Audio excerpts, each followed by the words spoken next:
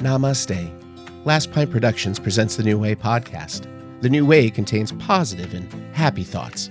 We don't worry about how many episodes we're going to release or even when we're going to release them. I mean, gee whiz, some of the episodes you're going to hear this summer were recorded in 1928, during the heyday of pre-code film. That's a phrase you're going to hear a lot about here in the New Way. That's New Way, by the way, not New Wave. A lot of confusion over that one. And we are also not any of those other New Way podcasts. The New Way to Jesus, or The New Way to Making Millions working remotely from the comfort of your own home without doing naughty things on a camera. Though, we do enjoy that one if we're being honest. Now, before you listen to this episode, recorded sometime in the last decade, we need to come clean about getting a little dirty here on The New Way.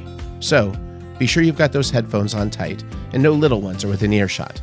Okay, you cunt? Listener discretion is advised. So you were in Vietnam, if I'm not mistaken? Yeah? Were you in the shit? Yeah, I was in shit. Last night, Darth Vader came down from planet Vulcan and told me that if I didn't take Lorraine out, that he'd melt my brain. Here's how you get him. He pulls a knife, you pull a gun. He sends one of yours to the hospital, you send one of his to the morgue. We came, we saw, we kicked its ass. Everybody wants to be naked and famous. Everybody wants to be just like me. I'm naked. Will you help teach me about this? What is it? A new way? Hello, and welcome back to the New Way podcast, where we break down pop culture so you don't have to. I am your host, Matt Shank. I am joined in the studio by the bald and beautiful Benjamin Scott Wilson. Is that what we do? We do. We break down pop culture? Well, It's been a while. we used to. we used to, and we're going to get into that because What is pop culture?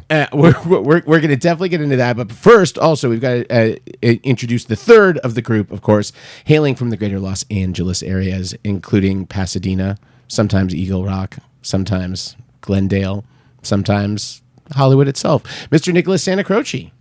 Some people believe I need no introduction. Oh, as a matter of fact. We should try that one episode and see how that goes. We'll see. I'm sort of I missed you. I miss you guys all. My two special guys. I wish we were all having Totino's pizza rolls together. This isn't our biggest hiatus. That would be the one from 2013 to 2017, where we took 4 years off. But this is a bit of another pandemic. Cross your fingers. This is a bit of a relaunch. This is probably the New Way 3.0 at this point of coming back here. But I am so excited to be talking with the gentleman. And I'm going to be honest, we have a lot of pop culture that we have not been breaking down for you for the last several months. We have a lot to catch up on, but I think it's pretty clear there's one major thing we all want to talk about, and that's a Minecraft movie. And it's really what it gave me the impetus to want to record. I haven't had a thing that I needed to get out of my body and get on the podcast until a week ago when I sat in a movie theater on a Saturday night and I watched a Minecraft movie. And all he thought yourself. was, I want to sit down with my compatriots from the New Way podcast and scream chicken jockey. Yeah, it's. I do really need to discuss this because it was a lot. Chicken jockey. So the best part of all of this is I literally went into it like an out of touch parent. I know nothing. You didn't chaperone any children, and they let you in. They saw you, and they go, "Yeah, this is above board. There's just this guy is gonna come into the Minecraft movie." What's the context? I was with three ladies in their early 20s, so Jesus. Totally not creepy. Totally not creepy, including ones that I'm sure are listening to. So this you podcast. were with children. I did feel like I was taking my kids. The ticket taker clearly missed the day on training where they try to warn people about sex trafficking. They would have been flagged right away. Yeah, if you guys were going through TSA, you'd be fucked. I mean, I'll be honest. It looked like I was probably being trafficked because I was the one just completely out Either of way, my well, element. that's what I meant. Yeah. That's what I meant, Matt. So I literally the only pop culture thing I know less, like I know Pokemon, I know nothing about, but I know a little bit more than I know about Minecraft. Minecraft, I knew nothing. I walked into a packed theater. And we were not one of the. Now I've learned, of course, about more of these raucous showings. I don't know, Ben, how much you've watched of any of the footage, but there are like mobs happening at movie theaters. A guy brought a live chicken into one of them. People have been kicked out. What? Like employees have been getting body slammed. So I will say, it was probably in my top 10 most memorable viewing experiences of a movie because everyone knew all of like the inside joke shit, and they would Is this like Rocky Horror for Gen Alpha now? It legitimately felt like energy felt like a fun Rocky Horror, and I was like, this is great. Fun? Yeah, Oh my God. it was super. So the movie is exactly what you would expect it to be. There's a ton of our like Gen X nostalgia video game stuff thrown in so that the parents can go, all right, well, I get, Jason Momoa works in a shop where he sells like old Nintendo games, and he's basically the King of Kong guy. Like he used to he was a video game winner, and now he's washed up living in this place. They throw all of these other things in. The aesthetic to the movie I can only describe as blocky mushrooms. No, it's like Labyrinth, Return to Oz, Uncanny Valley, horrible nightmare fuel creations. The villagers are the most off-putting thing I've ever seen. Every time one popped up on the screen, I literally had to look away because they're so terrifying, and they got these penis noses, like square penis noses. Jennifer Coolidge has a relationship with one of them, which is a so sexual bizarre. relationship. Yes, there is On screen or off screen? Off screen, but they flirt quite a bit on screen. But then I guess the sex is so good that he develops a voice at the end of the movie and turns into Matt Berry talking through this terrible feature design. Matt Berry's in this? Matt Berry is in it for 4 seconds. Sweet Christ. I was just watching Snuffbox last night. You ever watch Snuffbox, Matt? I've heard of Snuffbox, but it sounds terrible. It's crazy. It's like his Mr. Show, and it was like him. He was still finding his comedy footing. Sometimes it's funny, sometimes it's a little awful. But yeah, I had a Matt Berry viewing last night. Last night. I will say that the Minecraft movie is not a good movie.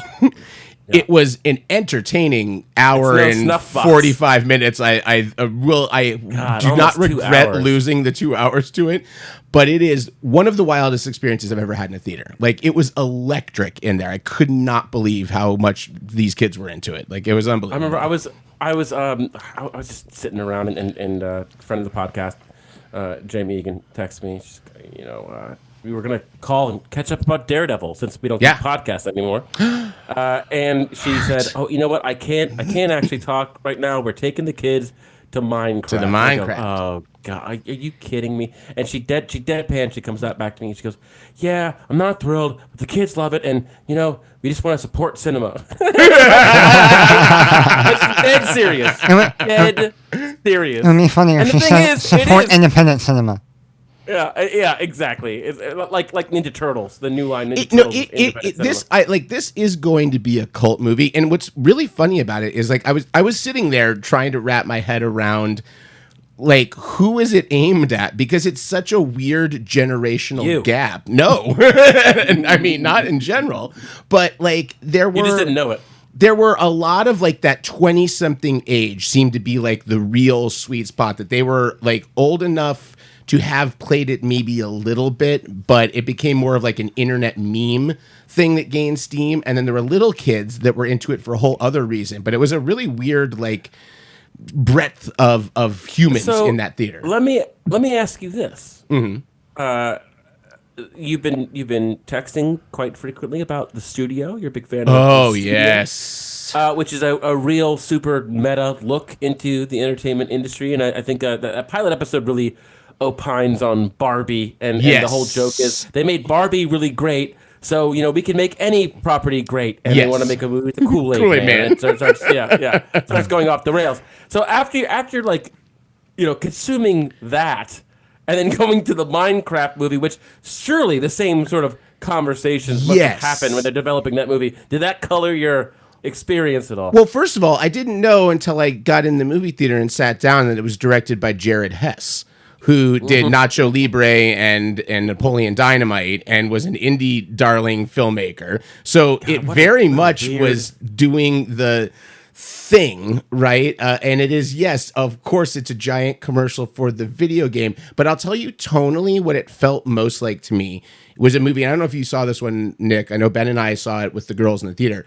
It felt like the Dungeons and Dragons movie to me. Tonally, it felt like Dungeons and Dragons with a little bit of labyrinth. Honor amongst Thieves? Yes. That's a good fucking movie. I loved that movie. I cannot in good conscience tell you like this is a great movie, like a great film. I can just say I smiled at what was happening on. I couldn't believe what I was watching for an hour and 40 minutes not in a terrible way. Like it was just so bizarre and so tonally strange, but it made me laugh. Did the girls ever get into Minecraft?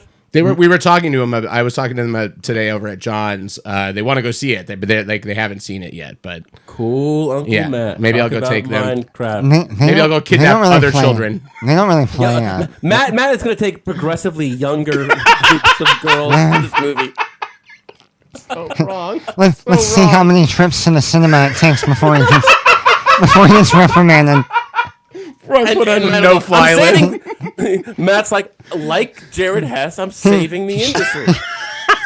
Doing my part. The sex trafficking industry. He shows up on his third trip with newborns, and there's a SWAT squad waiting for him. Oh God, that guy's you back only again. Need to see it.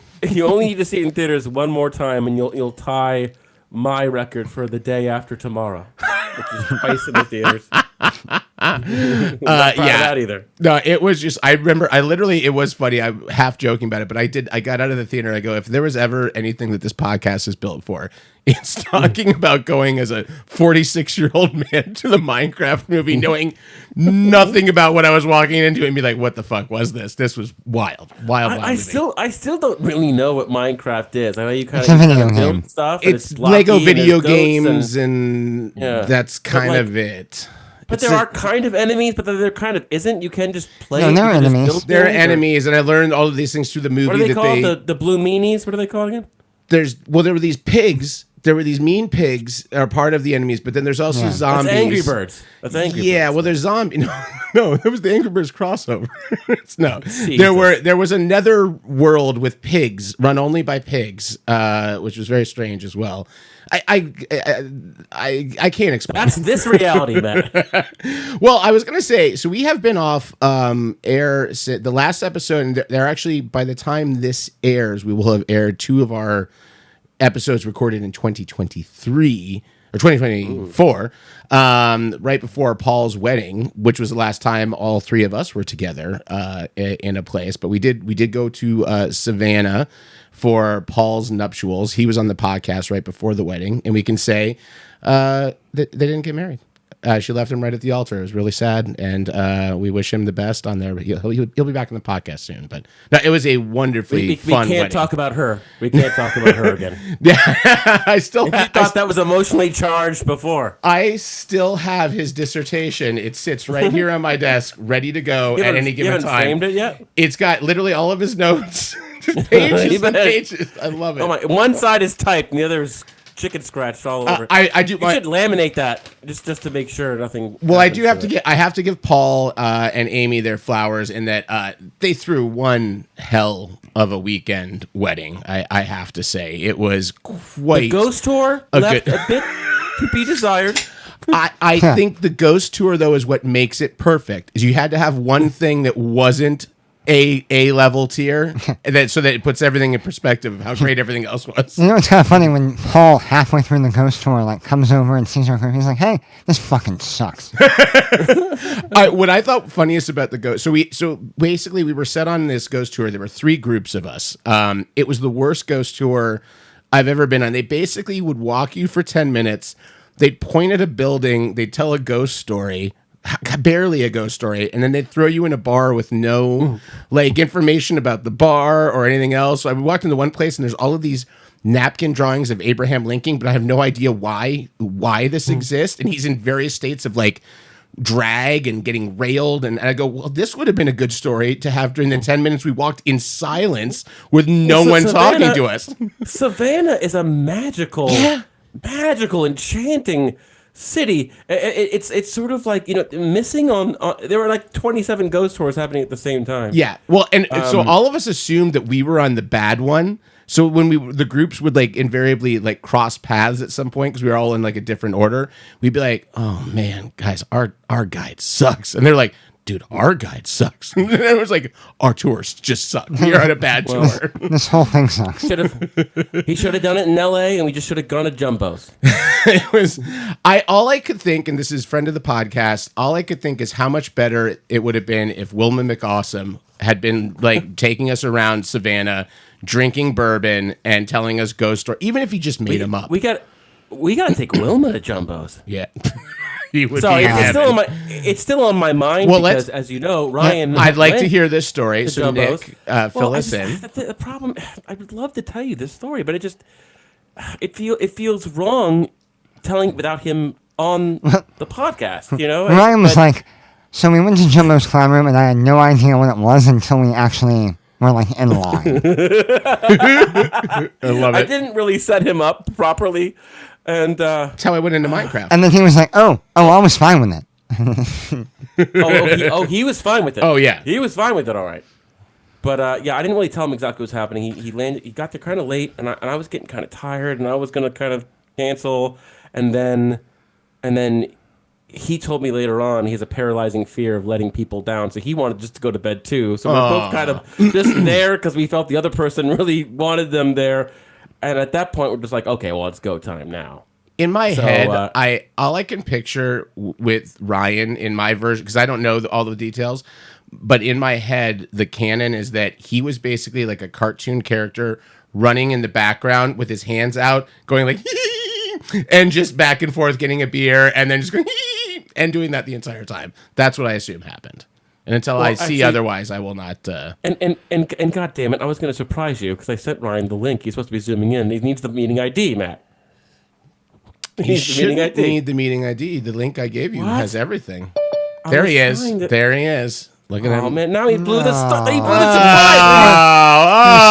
Oh, God. Ladies and gentlemen. No. Oh, he ruined it. He couldn't get the link working and then ruined the surprise. God damn it. Hi, Ryan. But I'm still here, bitches. Who wants to suck his dick?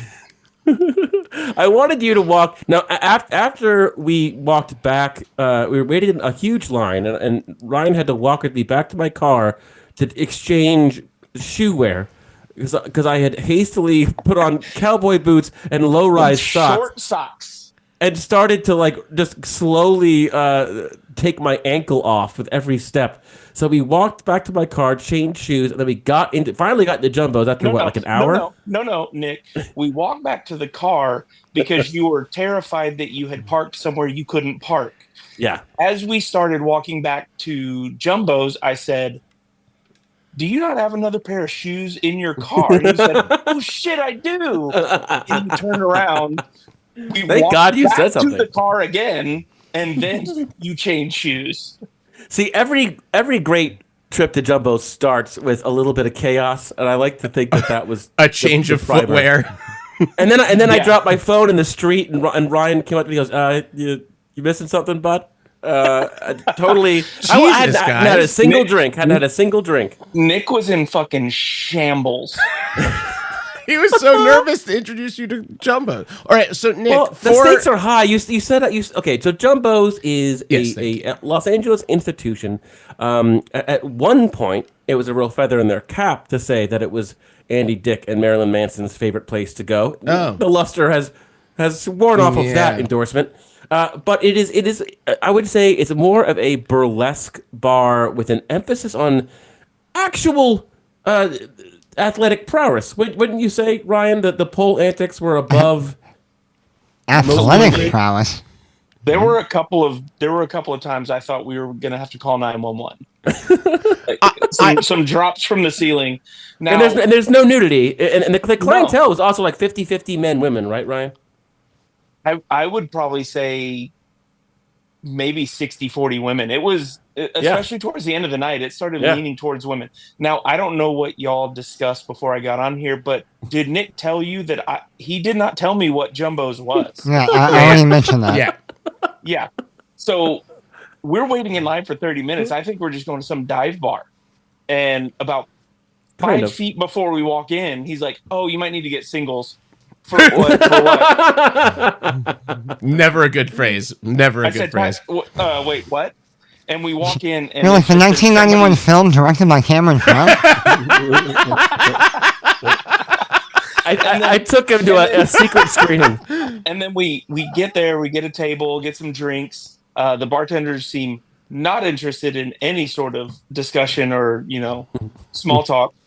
And I think like the third performer came out. I'm going to say performer because that's respectful.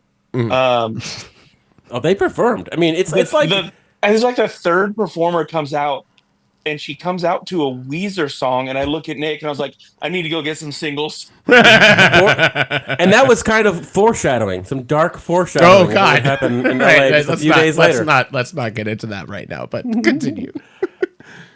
Did you enjoy yourself? Like it's actually it's less horny than you expect it to be. It's sexy for sure, but it's less horny. There's a lot of like.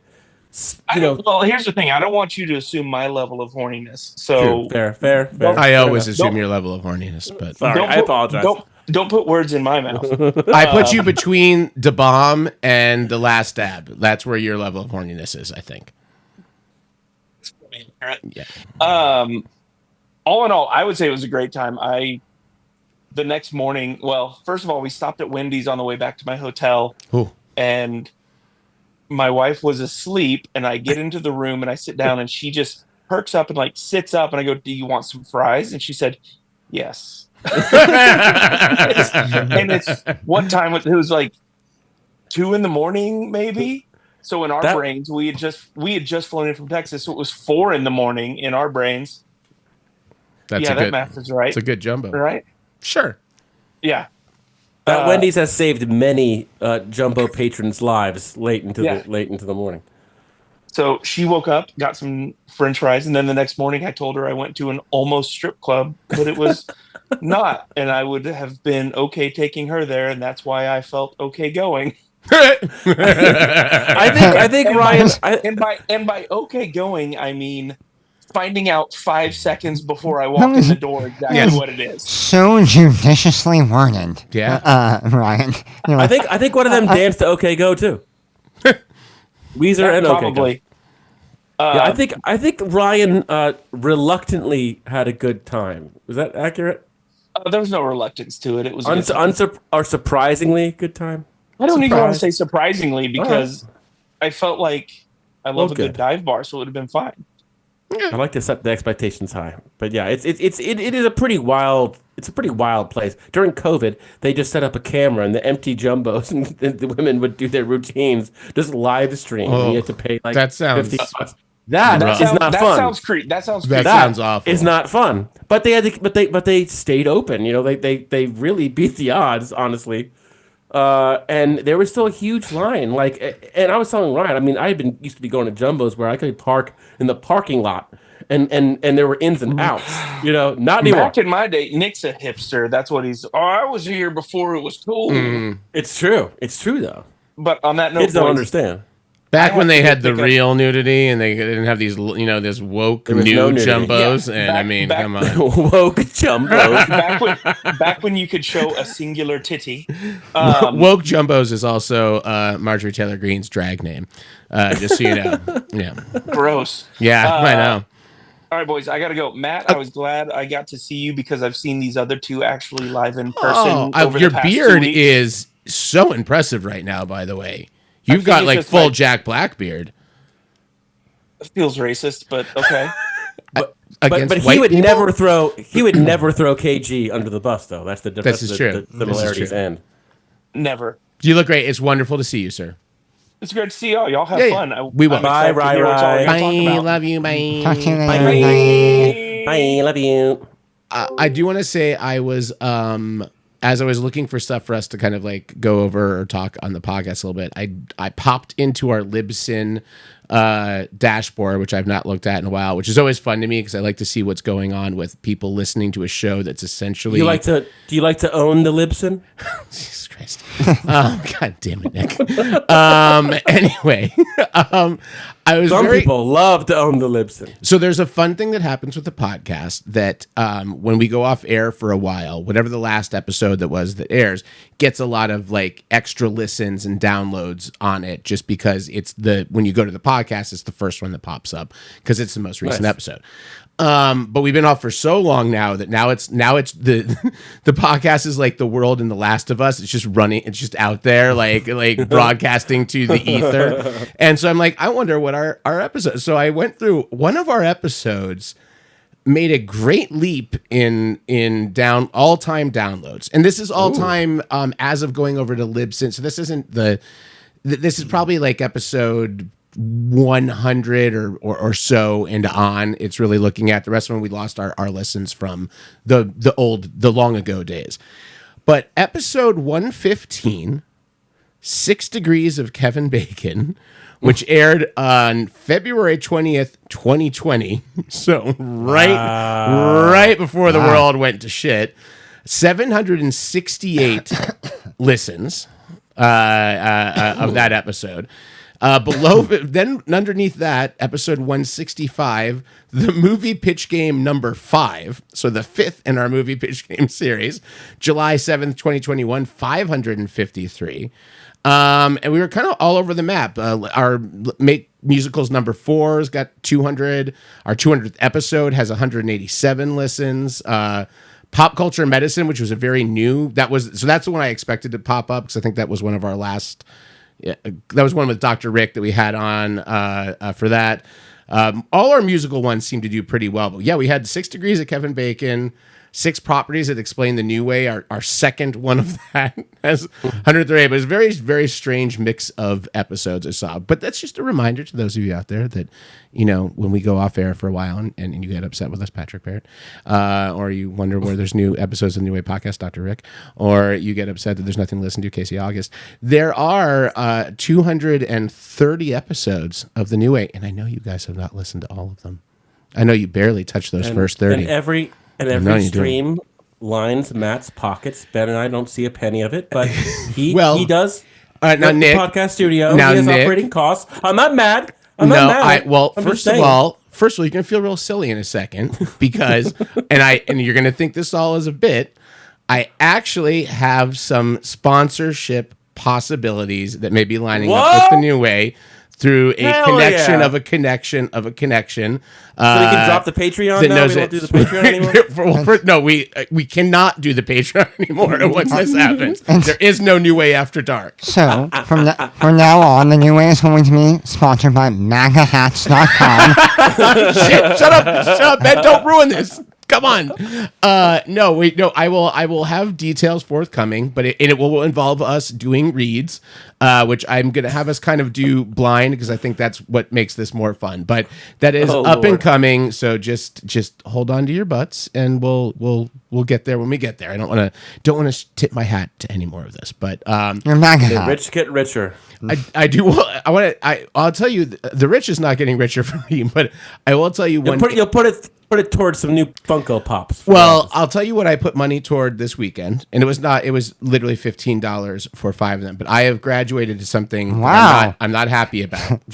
Shut up, Ben. $15 for 5 of them. So in January, did you take them to Minecraft? I sure did. No, it's terrible. I got my. I get my eyes checked every year to get my new contact lenses, and I've had mainly the same prescription for the last 4 or 5 years. And the eye doctor's always like, "Hey, if you can hold off on upping the prescription, it's just better for your eyes in general." And I remember last year I got my contacts. I was like, "Yeah, the same prescription's fine." And I was driving at night a week later, and I was like, "Oh man, my eyes are getting bad." So this year when I went in, I go, "All right, I'm gonna have to up the prescription." So we did it all out. And I did not realize the side effect of being nearsighted and having prescription contacts is it fucks up your ability to read print close to your face. So I had to get readers this week. I got 1.5 level eyeglass readers that I now have to wear with my contacts. You and Paul. Yeah, if I don't have my contacts in, I can read fine. But with my contacts in, now it messes up with my, like, if I can't look at my phone very easily unless I hold it like 50 feet away from me. But yeah, I now have reading glasses. So guys, this is sort of it. And it's all downhill from here. I mean, so I was on a trip with Ryan, who was just on, and Paul last week. And at one point, Paul was like, "Hold on, let me check my phone," and he pulled out his glasses. Yeah, and then did that thing where he like holds it far away and like looks down at it through his glasses, and then without his glasses, and then through it. Yep. And I was like, "Oh, my grandfather used to do that." Well, so oh no, I know my oh no.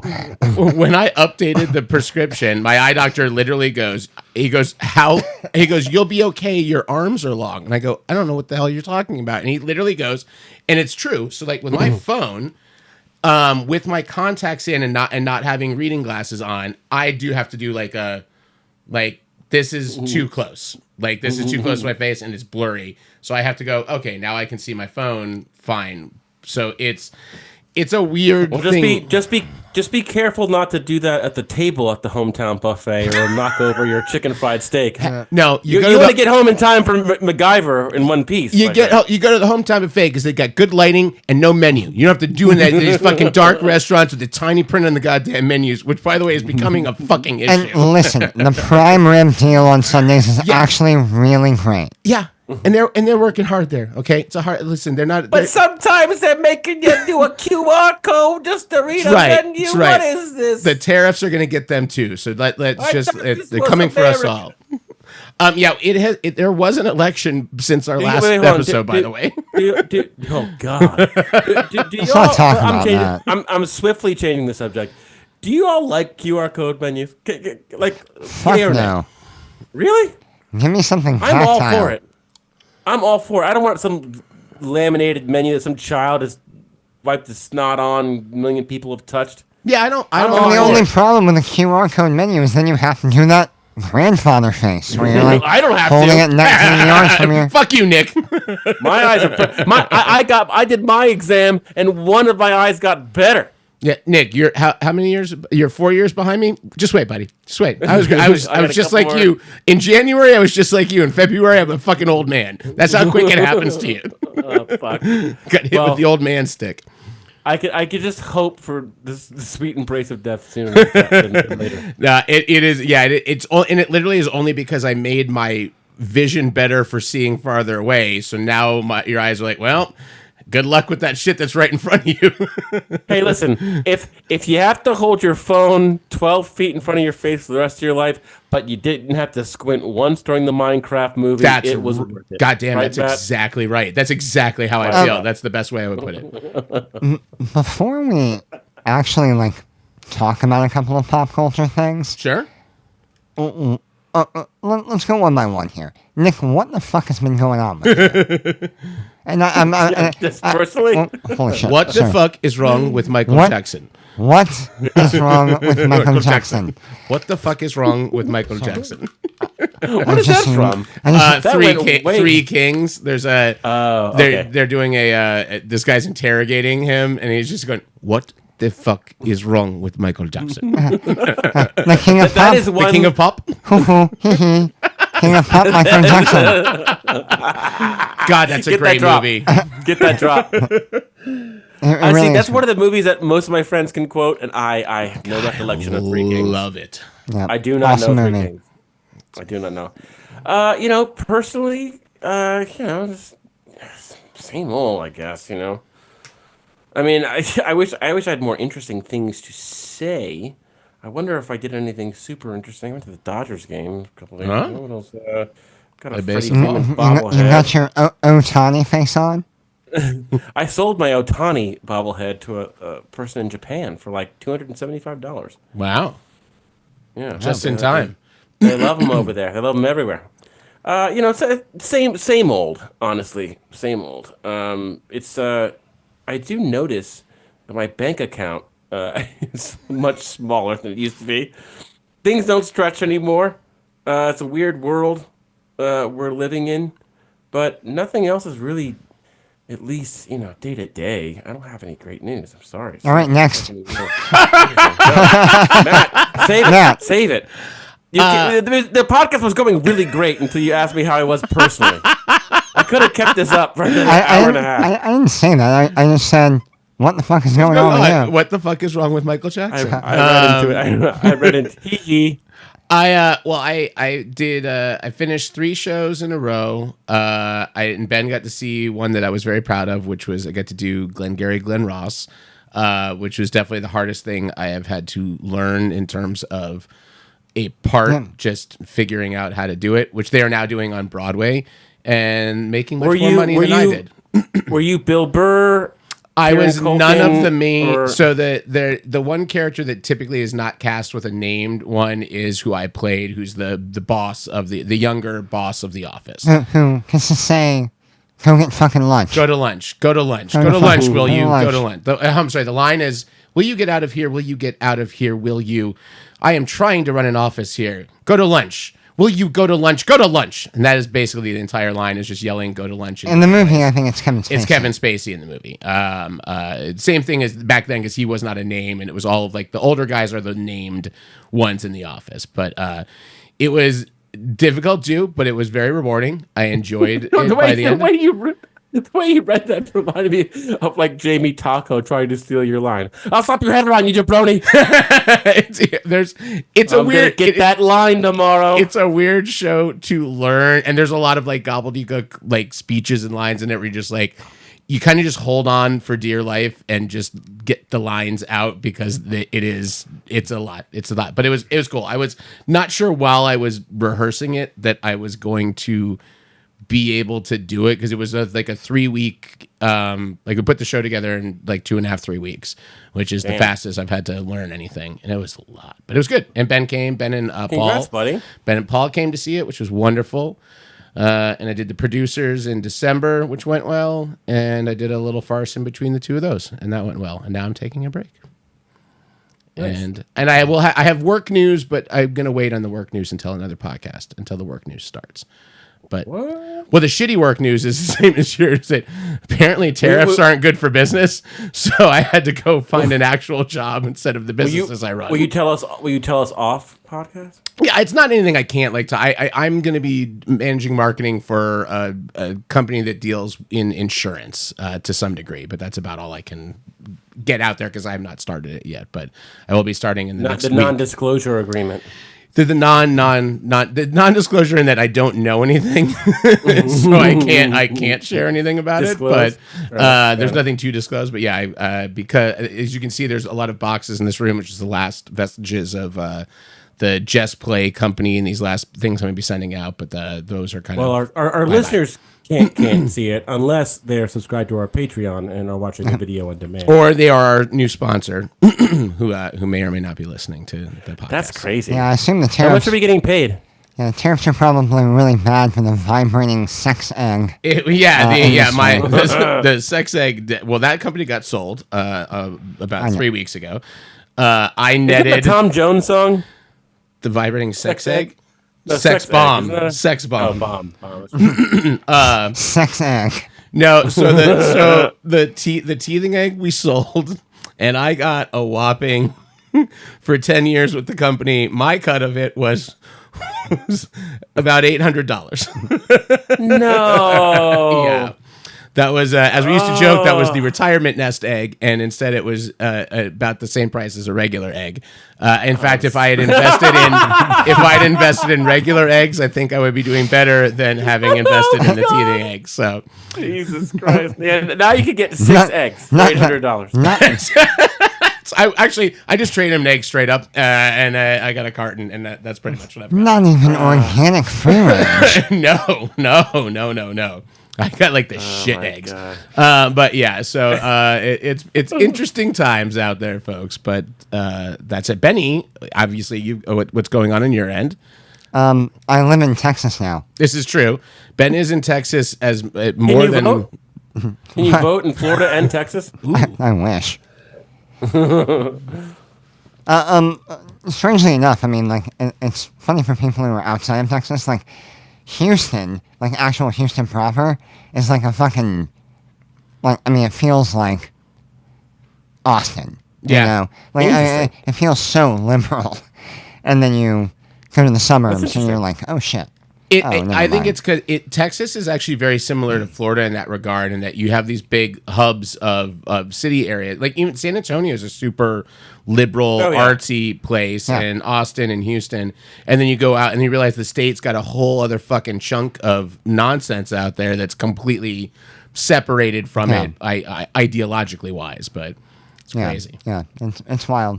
No, I'm leaving on a flight in like 7 hours. Yeah, Ben has got to be up at like 3 a.m. Oh, shit. To fly out. He's trudging along with us on this. We do. I forget if we announced it or talked about it in the podcast, but can we talk about your daughter's successes theatrically? Sure. Yeah. Luna and Margot both got cast in Beetlejuice. Luna is going to play Beetlejuice, and Margot is Maxine Dean and one of the Beetlejuice clones. And then Luna... Do you want to talk about what happened with her at Palm Beach Drama Works? Because it's pretty fucking awesome. Essentially, what they do is 1 minute plays between two characters, and they open it up to all middle schoolers. And both Luna and Margot were finalists, and Luna was one of hers that actually got selected. So her play is being put on by professionals. Just amazing. Awesome. And that's it. Neil LaBoot is directing. It's a sequel to The Shape of Things, as written by Luna Wilson. And Ben will cry so hard watching it. It's so proudly. In the company of his men. It's at, Nick, it's at where we saw Sweeney at Palm Beach Drama Works. That really nice theater. That's so cool. And she's killing it. I love it. That makes me, that super makes me happy. You were in Texas a lot. It's funny. It is really funny, watching all these people in my life, from Matt to Ben's girls, all kind of fall in love with theater again at the same time, and all kicking ass at the same time. Well, the girls are more successful than me, but I'm going to live vicariously through their careers. They haven't done Glenn Ross. No, well, that's soon. That would be great. Get back to me. Luna can get back to me when she does Glenn Ross in 2 weeks. If Luna's 2-person short is just like a full-on Glenn Gary, like, motherfucker, what's that fucking going on? God damn it. Go to lunch. You stupid fucking cunt. Like, whoa, you're really coming out strong on that one. That's your take on Beetlejuice. I did love my favorite thing with when I told Ben and Paul when they said they were going to come to see it. I go, you guys will be very excited to see me and Glengarry because I get called a stupid fucking cunt twice. And the audience is really on board when it happens. So that always makes me real happy. Just like in real life. Just like in real life. But there's nothing like being on stage and like a moment has happened and then the character's turning to you and I know, and I'm looking right out at the audience and I go, he's about to drop the most perfectly timed, you stupid fucking, and I go, the audience is going to love it. They're really going to love it. And I'm just going to be looking right at one of them in the audience, which was, I think, Ben and or Paul at the one that they came to. Because very small theater. That was also very awkward. As I was like, as far away as Ben is from me right now was about as far away as Ben was me. Isn't that, to be fair, isn't that also kind of a thing with Glenn Rawson? Always, even when you're talking about, Bill Burr and Kieran Culkin. They're on a pretty big stage. Cranston. They're on a pretty big stage. They're usually smaller theaters for that show, right? Yeah, it's not necessarily like a huge Broadway stage, but it's still a Broadway theater. Like they got a pretty big house, and their set is ridiculously cool. Well, I am very I'm very committed to getting you out to a Pasadena Playhouse. Yeah, man, dude. Ever since I've seen that little shop, whatever it is, whatever's playing, we'll just do it. Hell yeah. I've never been. I've still never been. It's right. Their little shop is still the most inventive little shop I've ever seen. I didn't see. Worth a Google. There is, Little Shop is one of the new plays happening next season at Lake Worth Playhouse. So maybe I will Mr. Mushnick audition for that show. Oh God! But I'll tell you what. I never, I always had kind of like theater kid envy and never like quite made the jump outside of Templeton the Rat in 4th grade. Which and that's just which 'cause I people love Paul still Lynde. talk about it to this day. A smorgasbord, but like. Smorgasbord. God, I wish I have the Paul Lynde drops here. They're just hard to get to, and I really wish I had one ready to go. But that being said, like the one thing, if it's just one person, just one person from my performing arts high school had said, you should try out for Audrey too. I maybe my life would have a whole other trajectory because that would be my dream role. But not now. Because you can't now. I'm not going to do it. I'm going to do my own spin on it. Okay. I'm an artist. I'm just saying, though, it is now known to be typically cast as not a white guy. 2025. I'm sick of being persecuted, Matt. My whole life, and that I've children had roles stolen from me. That children is how you radicalize a liberal, and everyone that was seen. Well done. We did it, guys. I'm gonna go watch some Andrew Tate videos. That's the podcast. He gets me. The light just went out in his eyes. He's like, I fucking get them now. I fucking understand it now. Let's do this. Yeah. So there is. Nick, you brought it up. Matt, So I do. You will not replace me. You will not replace me. On this podcast. That's right.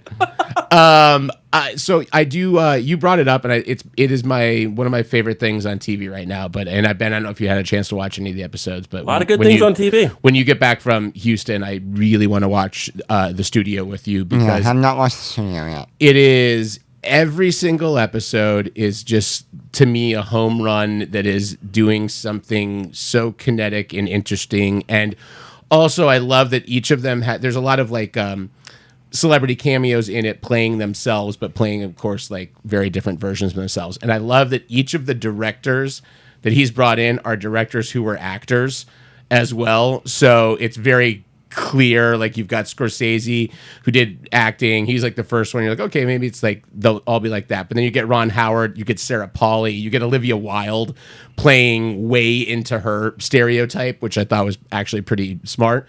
But yeah, it is. The show is just super funny, super inside baseball, but goddamn, is it good? And I'm enjoying it. But nothing has come close to the second episode for me. Since then, at times it feels a little too like it's got like the stank of Entourage on it, and it's not. I feel more Curb than Entourage, but yeah, I hear you. I do hear you. You know what I mean, though? It's like, man, I used to love Entourage, and now if something even kind of reminds me of it, it makes it way worse. Like, I never liked Entourage because I thought the writing was crappy, but this is like a watchable Entourage to me. Where I got a whole other set of baggage when it comes to this. Is shows very like this, true. You know Yeah, what I mean? but like, that second episode, I couldn't even watch Veep for a long time because of like she treated her assistant so poorly. You know what I mean? So this was a bit rough at times. But it's good. I've been enjoying it. Yeah, I was curious what you think of that. The second episode is just such a god. And also, I talked to my brother. That's an Emmy episode. Yeah, if you ask me. I talk to my brother about this all the time because I'm the worst at it, and he says he's the same. So the episode's not even a spoiler alert, but just the conceit of it is that it's about them shooting a oneer in a movie, but the episode itself is also shot as a oneer. And it took me, I think I finished the whole episode and didn't realize I was watching one single take through all of it. In some of my defense, it literally starts with a rig on a car that gets pulled in. It's literally driving up like a Mulholland Drive, driving through Hollywood up this long driveway into a house, and the handoff of how they're getting it off of whatever rig it was on into the thing is where I was like, because in my head I go, it wasn't one take. They were in a car at one point. It can't be one. Yeah. Like it can't have done a 30-minute one take. And then it ends in a car. And they get it back on the car at the end. Can they hide cut? Like it's not actually a wonder. Can they hide cuts? Well, so that's the whole thing. So there are two. They've done this twice, really meta, that made me laugh. One is that Sarah Polley wants to do this one shot, And he's like, yeah, but we can like, we can hide it with things and do all this stuff. And they keep making the reference to it. I've watched it a couple of times, and there are definitely spots where you could do it, but I don't know that they necessarily did. But that said, the fact that you're on a movie set with extras and background and things, and they're doing it all at the same time, I think that's where they cheat. There's at one point you go to a monitor that's going close up that you could probably hide something, but for all I know, they were like, we're gonna fucking do this, because they do the same thing the next episode. They're talking about digital versus film, and he's like, yeah, you can't just like throw some grain on a digital thing, and everyone all of a sudden at that point goes, oh shit, I think they're actually shooting this episode on film. And then you're trying to figure out, are they actually shooting on a film, or did they like edit? Like, it's very tongue in cheek with a lot of that shit on there that they draw attention to it. The editor is an acquaintance of mine, and I think there was a month-long prep for that. Many. Have you guys watched any Adolescence? I'm curious what you say. I have not heard of it. I mean, I was in the middle of saying something. Fuck me, I guess. Well, I don't watch Adolescence. I take them to Minecraft. Just real quick, I think you're going to appreciate this, and then we'll get into Adolescence. Because my uncle has been texting me non-fucking-stop about Adolescence. Like, have you watched Adolescence yet? But just real quick, back to that. Yeah. Obviously, when you're the editor and it doesn't have a single cut, and you're not a colorist, what do you do? Yeah. But apparently, it had him on set for a month, and it was just for that episode. But yeah, basically he got his own chair, and he's on set, and for all intents and purposes, he was more of a, giving notes, like a secondary director, not an AD, but like to make notes about this needs to move quicker, or the speed of this needs, or change the blocking. So that's how it was the equivalent of like a paper edit in space in real time, and that's how he edited. Those type of timing notes to make sure jokes landed or things weren't, which I think was kind of interesting. Yeah, and the sound alone, they do a really impressive shot early in it after they've parked the car. They're walking into it, and they are walking outside the building, like right by like a Hollywood Hill type thing. But the camera's staying inside on this track, going through, but the volume doesn't drop out. So very Altman, like where you're getting these different like sets of volumes on it. But Nick, what I do love is you got me on that Facebook group, the Crew Stories Facebook group. So they're of course going fucking nuts about the show. And so I read every like Monday or every Wednesday morning, I read all the stuff in Crew Stories, because like, who was on this episode? How the fuck did you do this? What was really going on? And they're like, yeah, everything you're seeing there is exactly what this is. And then everyone else is like, please tell us it's not a shitty set. Like, please tell us it's not like a bad time out there. And everyone's like, no, it was a good time. It was a good time. So we're like, okay, all right. So I hope so. Tell me, I keep hearing about Adolescence. I don't know anything about it. I couldn't tell you anything about the show. I still don't. Well, it's a British show about school, but all of the episodes are oneers. Oh, really? Every episode is a oneer. That's apropos. It's an actual one. That's the reason why I was interrupting. Yeah. And it's an actual oneer in that there are no hidden cuts. Like, where you think that there might be an actual cut, it's a camera handoff. Yeah, I think you'll know better. I do love oneers. You know, like I have you're a filmy. There's a special place in my heart. I discovered it, and there were hidden cuts in this one. It wasn't a true oneer, but Rope was my first sort of Hitchcock's Rope. Just was 6 my shots. First. Right, but see, I mean, then you don't have the same technology or the crew or the know-how at that point. But I remember that. I didn't notice it at first, and my dad was like, "Now pay attention. It's going to keep going. It's not going to cut to a new thing." And I remember that blew my mind. People used to love the Birds. I still dislike I think the Birds is too slow. I never liked the Birds. I was a Rope man. I love to talk about Rope. I love talking about Rope. Ben is going down on Rope. Yes. How dare you? Ben only likes the ropes that he shoots from his penis. Jesus. Too much? Okay. I think I lost some of the audience. Getting back on this. No. Similar to Adolescence, so the one episode of... That's a very specific terminology. Yeah. You gave away a bit of your game there, I sure Matt. did. We know what you're Googling. I sure did. We know what you're Googling. Or I've listened to Howard Stern for the last 15 years, and they drop it all the time. The same guy did that, talks about the huge ropes. I'm like, this is terrible. Chat, we are so back. We are so fucking back. It is similar to Adolescence, Ben, though. The studio, even though the one episode is a oneer, every episode is filled with long one takes. So it's like, it's not like they occasionally string up, but they do, most of the scenes are done in one shot with everything on there. But yeah, that's great. I finished Severance season 2, which it was phenomenal. And White Lotus? You know what? I did finish White Lotus. Ben, you've not watched any of White Lotus? No, I watched all of White Lotus. Oh, I've not seen the finale. I've not seen the finale. But you haven't all but the finale. Okay, so we can. This is gonna be a spoiler alert for anyone else that's not watched White Lotus, and it's only a spoiler about a cameo that shows up and a speech that they give, and it doesn't give away plot at all. I'm just gonna burn you on a cameo. So if you don't give a shit about that, you can keep listening. But when Sam Rockwell showed up on the show, or regular. Out of nowhere, yeah, definitely channeling his Ninja Turtles star turn from 1989 or 1990, whatever it was.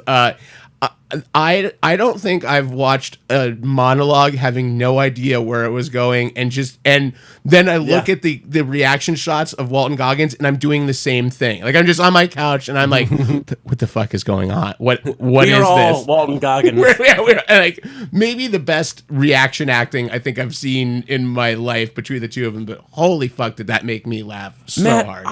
Another thing, oneers and reaction inserts. I got a soft spot for reaction acting, and it's such a specific art. You have a really good actor, but like not everybody can do a real good reaction cutaway, and I appreciate it. And Walton Goggins is eating when it comes to reaction shots that season. And Amy Lynn Wood, the one that plays his girlfriend, also has some Amy Lou Wood, has some phenomenally good reactions in that show as well. Yep. But yeah, I quite enjoyed. I liked it fine. I think you're gonna like the finale. I thought it was a satisfying thing. But man, that Rockwell cameo just sidelined me. But what is also funny about watching White Lotus this season is because Gemstone started a few episodes in, and so I would get this whiplash of watching Walton Goggins play this like tortured introspective guy, and then the next thing I see is him with an old man dick water skiing naked. Get out of here, nerd. Baby Billy's Bible Bunkers. I was watching Gemstones, and I was kind of sick. Oh, I'm about to ejaculate. Get that drop.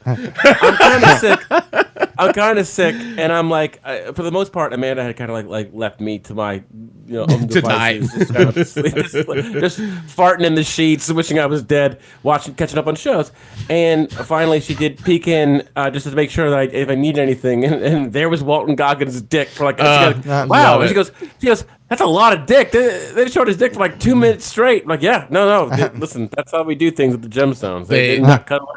Mind them balls now. Mind them balls. I love that what's his face? Danny McBride was talking about this season because they used a mixture of, they have a body double for him, but they also have prosthetics. But they go, we used the body double for the scene first, and the guy had no balls. So we had to change the prosthetics that we were building for continuity to match for the new. So I'm like, this is amazing. I love Hollywood. This is what Hollywood should be about. This is that's the conversations I want to hear. I love it. There are a lot of dark,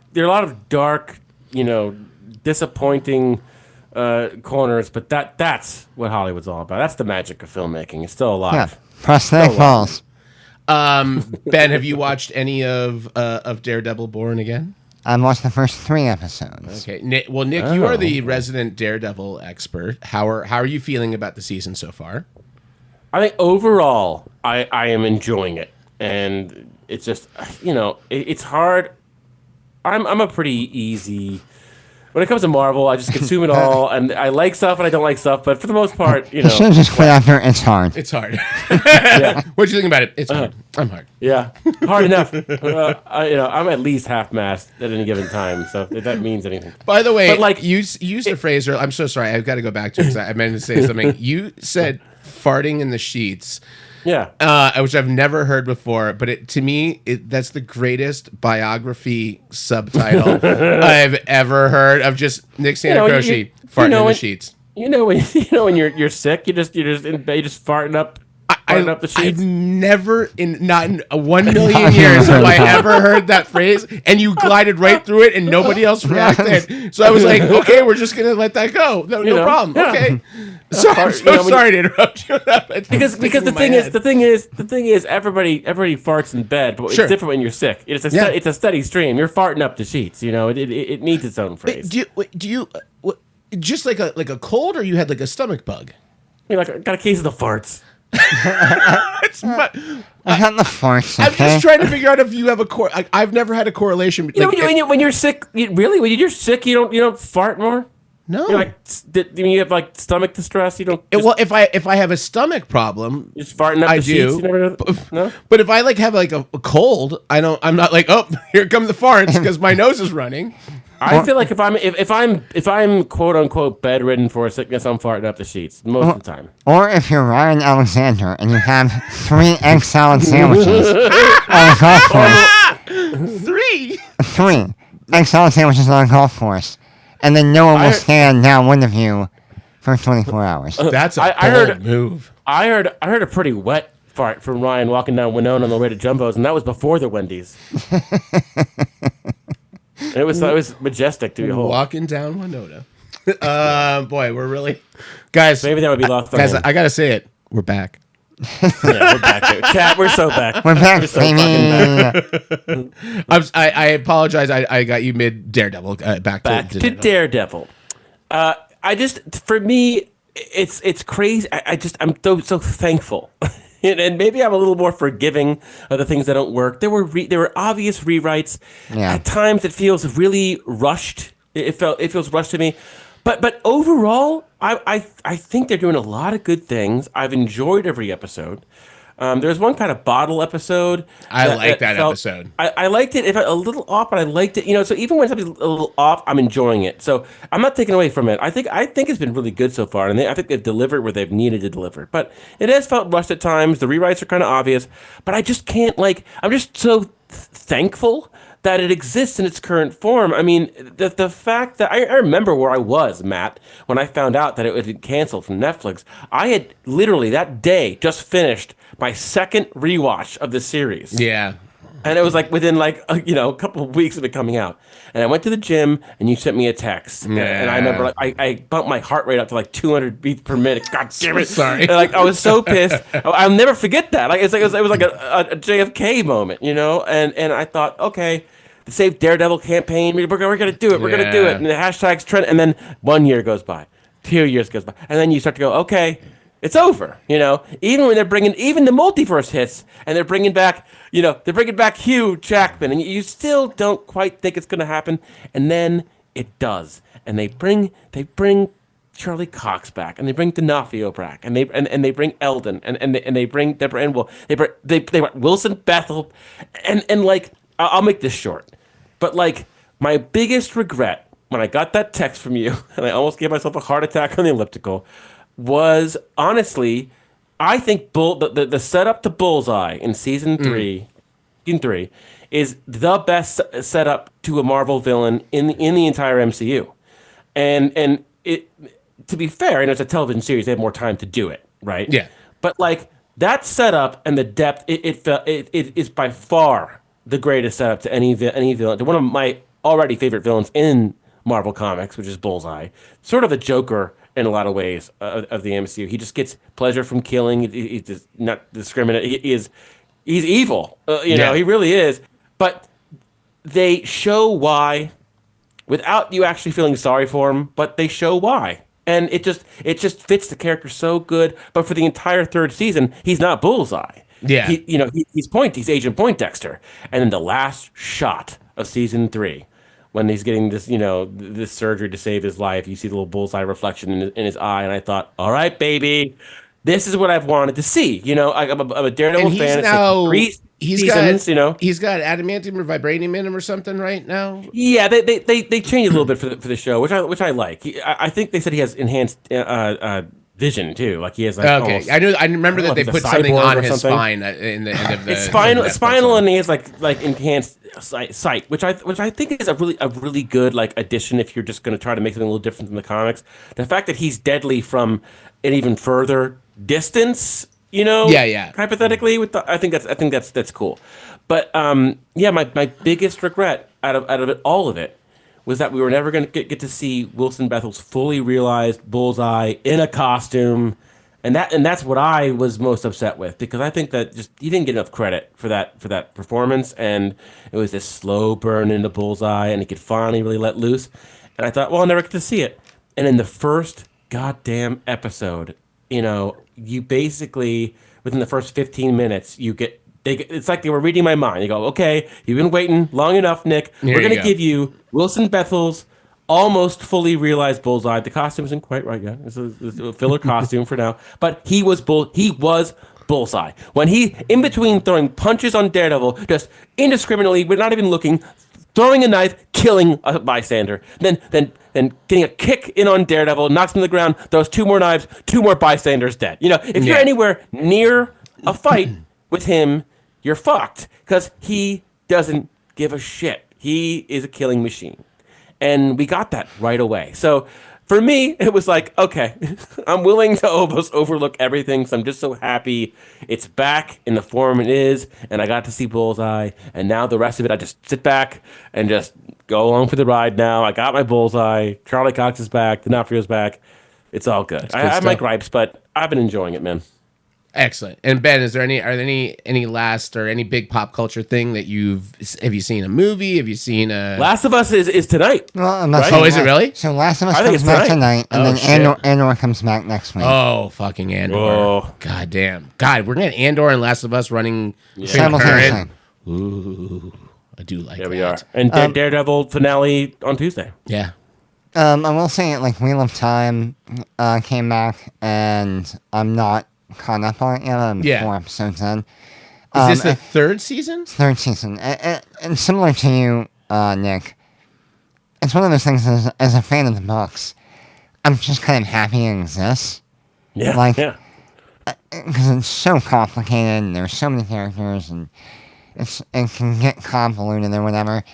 And they're actually doing book 4 for the third season, which isn't one of my favorite books. A lot of other people love it.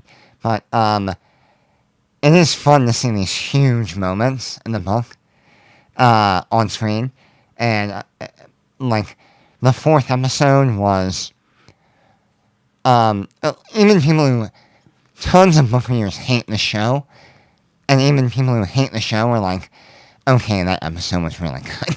I mean, where it's like, okay, they fucking knocked that out. I don't know, but Ben, I don't know why more people aren't just it's just people are just too guarded with their love of these franchises that they can't just sit back and it's weird that we are kind of the contrary perspective on this of just being happy that it exists. It doesn't have to be perfect, just have to do I mean, a couple things right, Yeah. And I think it's such a different time also, because we're getting... People are so fucking touchy. Well, and I think there's also just a lot of people that forget fucking where we've come from.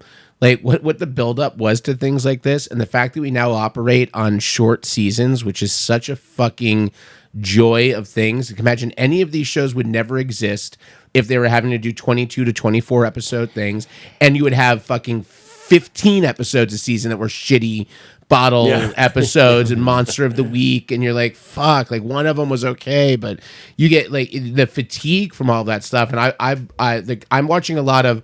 It's funny because I've returned back to a lot of puzzle box shows that I actually kind of dig, and they're all very hit and miss. And invariably, of course, everyone just, as soon as any writing goes a way they don't like, or an answer doesn't come fast enough, they're like, "Nope, it's just like Lost. They don't know where they're going. They don't know what they're doing." And I'm like, guys, having lived through Lost in real time, I can tell you can tell the difference between we're holding on to the plot by as it's running past us, we don't know exactly what's happening, versus we're changing a thing, or we're metering out an answer, or we're doing whatever.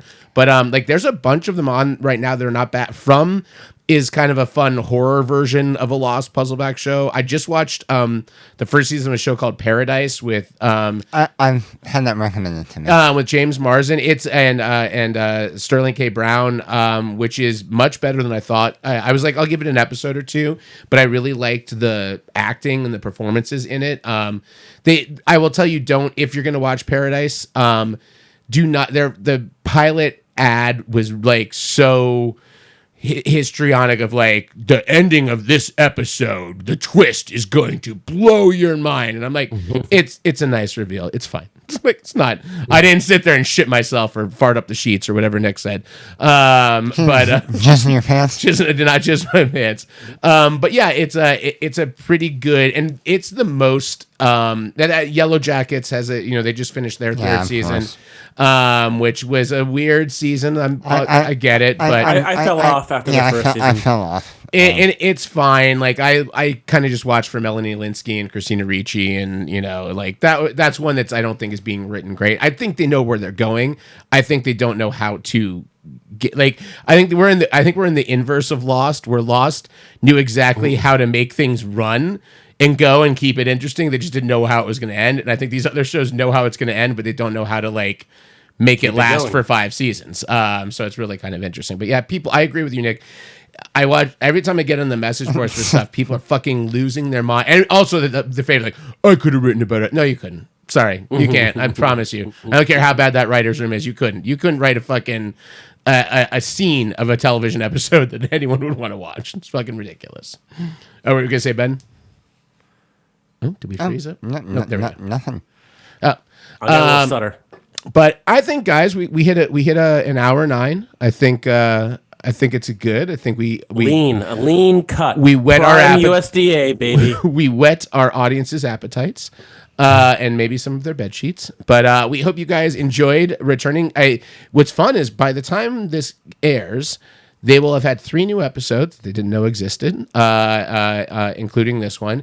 And that'll hopefully give us some time to make sure we get another episode out, maybe to talk about Andor and the end of Daredevil. We did not even touch on Marvel Doomsday. or Daredevil. Because I really, I give a shit about nothing else in Doomsday, I'll be honest, other than Alan Cumming is coming back as Nightcrawler. And that makes me so happy. That is my one at Marvel character that I thought got short shrift. And hold on to your butts. I don't need a 60-year-old X-Man. Hold on, Ben's got Dr. something. Doom. No, I was just gonna say you can look forward to my top 20 ranking of all barbecue restaurants in Houston. Oh, really? Wow. Have you really gone to 20 different ones out there? I absolutely have. Wow. Do you write notes afterwards so you could have really fair? It's in my notes app. Okay, good. Did you? Good. But I totally forgot. Where did they open the Pint House Pizza in Houston, or is it something that's coming here? Wait, what? Didn't you tell me about it? You sent me a thing about Pint House Pizza. The Banh Mi pizza place. If you're getting a Pint House pizza, didn't you say they're opening another, or you went to a new location or something? No, I don't know what you're talking about. I love that Banh Mi pizza. I swear to God, we had a conversation. Banh Mi pie is the best pizza I've ever had. Yeah, I love that Banh Mi pizza. Yeah, there's no. It's San Antonio. Pine House came to say that's. You know what I think? You know what I think would be? I think my like ideal merger, and it makes sense, right? Pine House Pizza and Alamo Draft House merge. No, you get to watch a movie. You can go watch a movie and get a Banh Mi pizza. That would be. Oh man, that would be nice. All right, Nick, I'm in. Let's write some letters. I'm writing Let's some do letters. it. No, we're opening it ourselves. We're gonna do it. It's gonna be great. Thank you guys so much for listening, gentlemen. It has been a pleasure, and we'll talk to you next time. Cheers. Cheers.